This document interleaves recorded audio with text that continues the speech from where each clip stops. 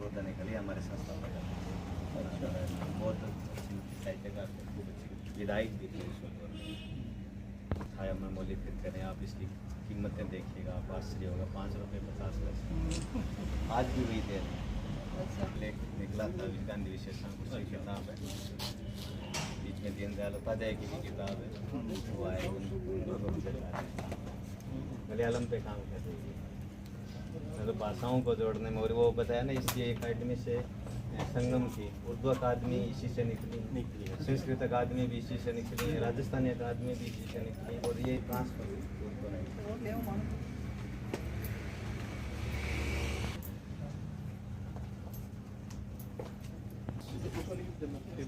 से अधिक शब्द तो हमारे प्रांत के कवियों के शब्द होंगे, हमारे प्रांत के चित्रकारों के रंग, तो दोनों मिलकर पोस्टर रोज चीजें बनाएंगे। तो हम ऐसा आयोजन कर सकें और अलग से किताब दिया। जैसे हमारे विजेंद्र जी कविता है, इस कविता को हमने दे दी उस चित्रकार को, तो उसकी थीम को क्रियान्वित करके उन्होंने किया। जैसे हमारे हरीश बादानी की कविता हमको दे दी, तो उसने चित्र बनाई। प्रकाश आत्मा जी के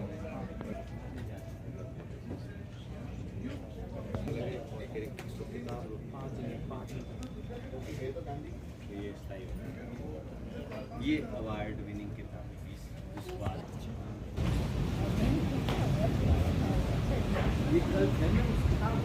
आज इस कार्यक्रम के झीलों की नगरी उदयपुर के सुंदर सभागार में एक बार पुनः मैं अमृता बुकड़िया आए हुए सभी मेहमानों, साहित्यकारों और सज्जन धर्मियों का हार्दिक स्वागत और अभिनंदन करती हूँ। से दीप प्रज्वलन कर आज के कार्यक्रम का हम शुभारंभ करें। साहित्य के देवी सरस्वती माँ को वंदन। सरस्वती महाभागे विद्ये कमल लोचने नमस्ते।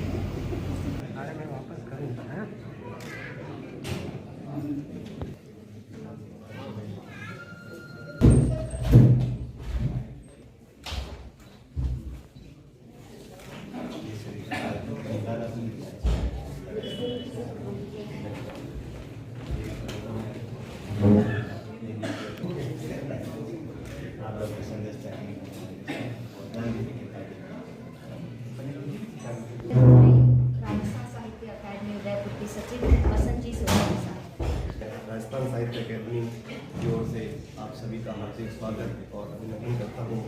आज राजस्थान साहित्य अकादमी के लिए ऐतिहासिक दिन है। हमारे अथक प्रयासों से और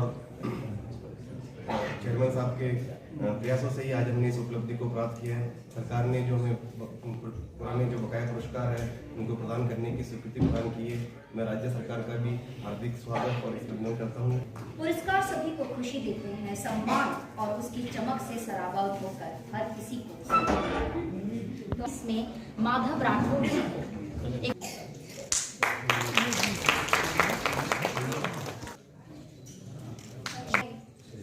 संसार और इस पते पर कुछ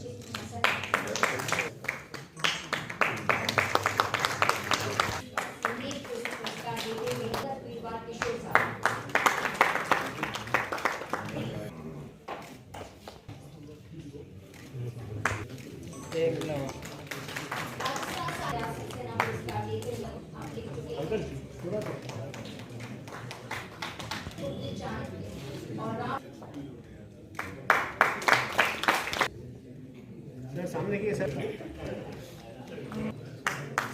अकादमी का युवा कवि अकादमी का बाप चतुर्थी अकादमी उदयपुर की डायरी नृत्य के चीज से पर 2019-20 का कन्हैया लाल पुरस्कार देते हुए प्रसन्नता महसूस कर रहे हैं। आचार्य निरंजन नाथ विशिष्ट साहित्यकार सम्मान, डॉक्टर सुरेंद्र चंद्र गुप्त सम्मान, पद्म भूषण, झाबरमल शर्मा स्मृति सम्मान जैसे कई सम्मान से आपको अलंकृत किया गया है। साहित्य अकादमी आपको आलोचना, उसके कविता का पास और न्याय से जुड़े विभिन्न पहलुओं पर बराबर आप अपनी कलम चला रहे हैं। अनेक राष्ट्रीय एवं अंतर्राष्ट्रीय सेमिनारों में आपने भाग लिया है। आपकी कहानी संग्रह कोकिला शास्त्री पर और किसी के बस की बात थी नहीं। ऐसा ऐसा मेरे ख्याल से आज तक कभी हुआ नहीं कि जो बचा हुआ काम था वो आगे के सालों में हो पाए। तो ये दुलाराम जी के प्रयासों का ही फल था कि हम आज यहाँ सब इकट्ठे हैं। और अकादमी के पुरस्कारों की अपनी एक महत्ता होती है। जब बसंत जी सोलंकी का फोन मेरे पास गया कि आपको मेरा पुरस्कार के लिए आपका चयन किया गया है, तो मुझे बहुत खुशी हुई। मुझे शब्द चित्र है, कविता है, लघु कथा है, मैं कुछ आलोचना समीक्षा का काम भी करती हूँ, इंटरव्यूज भी लेती हूँ, तो कई सारे काम मैं करती हूँ। तो एक दिन हिंदी के जो बड़े आलोचक हैं, जोधपुर में ही रहते हैं, मोहन कृष्ण बोहरा जी, आचार्य मोहन कृष्ण बोहरा जी, तो उन्होंने मुझे कहा कि पद्मजा, तुमने अपने आप को कितनी सारी विधाओं में बिखेर लिया है। एक विधाओं में कितनी विधाओं में हमें लिखना है, कौन सी विधा में हमें लिखना है, ये कई बार ऐसा होता है कि हम तय नहीं करते। ये हमारे भीतर की जो पद्मजा है या भीतर का जो व्यक्ति है वो तय करता है कि आपको किस विधा में कितना लिखना है। करुणा पर कोई कविता लिखो तो उसने गाया हमारे सामने बनाए जो सर से पांव तक करुणा में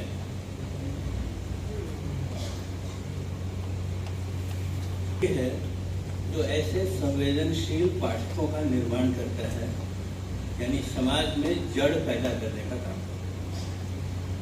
बाकी सब शब्दों का खेल है, भौतिक विलास है। कि हमारी नुमाइंदगी में कुमार प्रशांत साहब हैं और लीला दलमंडलोई जैसे लोग हैं। मैं सबसे पहले आप दोनों का शुक्रगुजार हूं कि तमाम परिस्थितियों के बीच से आपने राजस्थान साहित्य अकादमी का आमंत्रण स्वीकार किया, यहाँ आए, और वह जरूरी बात जो कही जानी थी, कही जानी चाहिए, वह कही। हम राजस्थान वासियों ने परसों परले रोज देखा कि राहुल गांधी जी, खड़गे जी, अशोक गहलोत जी, कुमार प्रशांत साहब जयपुर में गांधी वाटिका का उद्घाटन कर रहे थे और तमाम जो चीजें गांधी वाटिका में है वो हम विभिन्न माध्यम से देख और समझ रहे थे। हम इस आयोजन की तैयारी में लगे थे और इधर सरकार का आदेश था कि तमाम आयोग बोर्ड वाले भी वहां जाएं। मैंने कहा कि 25 को आयोजन है और कुमार प्रशांत साहब भी आ रहे हैं। उन्होंने कहा कि हम आपको टिकट भेज रहे हैं हवाई, आप आइएगा और उस पल के गवाह बनिएगा जिस पल को आप जीना चाहते हैं। हम वहां गए, तब महसूस हुआ कि कुमार प्रशांत साहब की वह दृष्टि जो हम समझ रहे थे और यह दृष्टि जो गांधी वाटिका में विकसित हुई है। गहलोत जी को कहा, आपने उस चीज को संभाला तो राजस्थान को वह नायाब चीज मिली। नेतृत्व में लंबे समय से काम करने वाले कार्यकर्ता हैं और जो छूट आप देते हैं उसका हम भरपूर फायदा उठाते हैं। उस फायदे में कभी गलत भी हो जाता है और कभी अच्छा भी कर जाते हैं। मंडलोई साहब ने बात की शुरुआत में ही कहा कि जब विष्णु नागर साहब ने आदेश किया और आप आए, फिर यहाँ आने के बाद में पूछा कि क्या बोलना है, तो मैंने कहा कि जो मन में आए वही बोलिएगा। बधाई देते हुए हमारे सम्मानित साहित्यकारों का फिर आप अपनी बात शुरू कर दीजिएगा।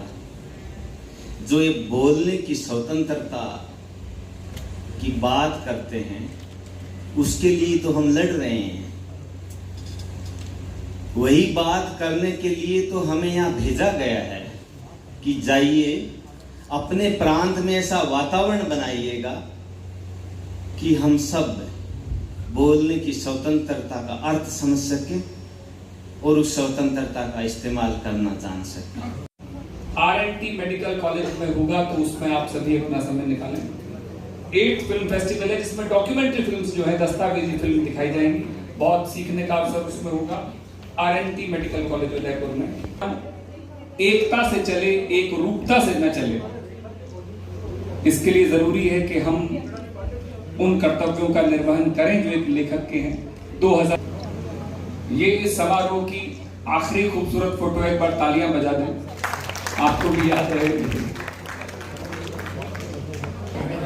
जी सर, मैं राजस्थान साहित्य अकेडमी के सभी सदस्यों और अध्यक्ष के साथ सचिव को इस बात की बधाई देता हूँ कि उन्होंने इतने दिनों से रुके हुए पुरस्कारों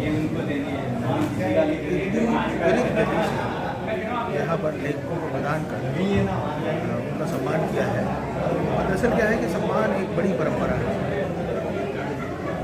इस सम्मान के लिए मैं राजस्थान सरकार के तमाम पदाधिकारियों को मुबारकबाद देता हूँ कि उन्होंने साहित्य की सम्मान की, लेखन की और प्रकाशन की परंपरा को कितनी मजबूती के साथ यहाँ पर सुरक्षित रखा है।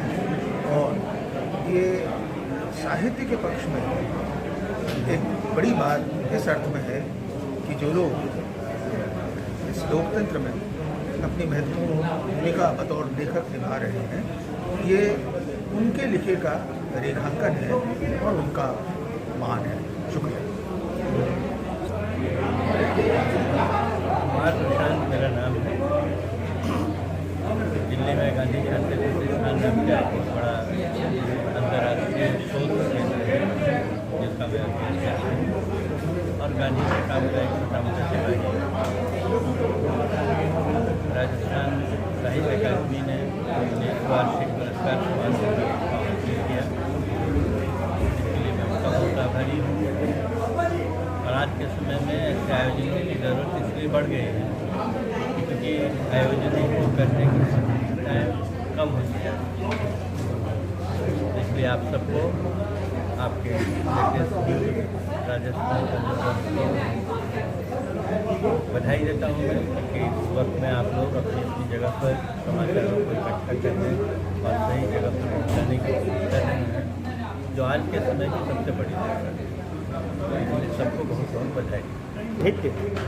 साहित्यकार और मीडिया कर्मी, जिसे पत्रकार कहते हैं सर, इन दोनों के समक्ष जो आई चुनौतियां हैं, जैसा हमने अभी व्याख्यान में भी सुना आपके, कि किस तरह की चुनौतियां हैं और इससे किस तरह से पत्रकार और साहित्यकार अपना वजूद कायम रख सकता है आज के परिप्रेक्ष्य में।